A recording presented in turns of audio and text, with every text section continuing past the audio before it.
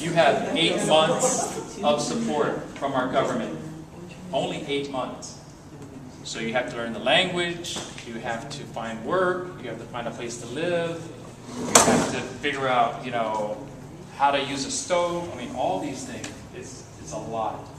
So we find that this kind of community is very attractive to new Americans who want to belong, who want to be a part of something. So I really think that that's why we're successful. We have Bhutanese, we have Somali Bantu, we have Sudanese, we have Burundi, we have Iraqians, we have Vermonters. We have all kinds of people who come to this place to be part of community. And what happens is, when people get to know each other and share their stories, then if they want to have their own circle where they befriend 3 people to help them accomplish a goal, like getting a car, getting a job, getting a better place to live, and then these new friends help them and do with. And that's the key, doing with and not doing for. Because our system is about doing for people, saving people, rescuing people, telling people what to do. Doesn't work, hasn't worked, it will never work. We need people to say, I have the support to accomplish my goals because I have people that believe in me, and also who hold me accountable and who celebrate with me and push me on when I'm not doing what I say I'm supposed to do. So it becomes this really important relationship. The one thing we're very careful about is reciprocity. When people are in the entitlement system and they're always getting something from the government, they never think, well, what am I going to do to give back? And that's so important. You can't have a relationship if someone's always taking. You have to have it both ways, back and forth. So we will model reciprocity. For instance, when we have our meeting, after we have dinner, we provide child care.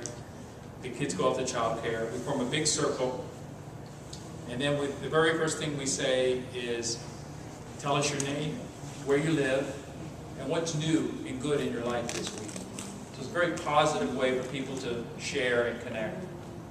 And then we have announcements where people share announcements. And then we have needs and offerings.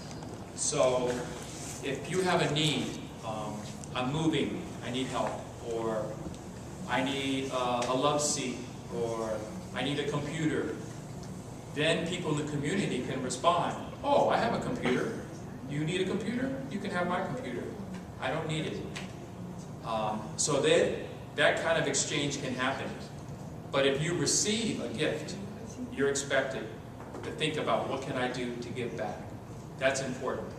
We've helped four families get cars because we work with the Good News Garage.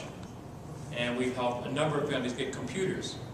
But when it's a gift of value, we look at, okay, so you should make $15 an hour.